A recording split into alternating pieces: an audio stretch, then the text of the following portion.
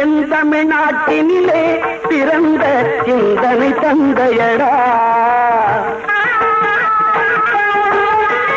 செந்தமிழ்நாட்டினிலே பிறந்த சிந்தனை தந்தையடா. முந்தை பழமையை மூட கருத்தினை இந்த உலகில் எதிர்த்து விரட்டிட செந்தமிழ்நாட்டினிலே பிறந்த சிந்தனை தந்தையடா.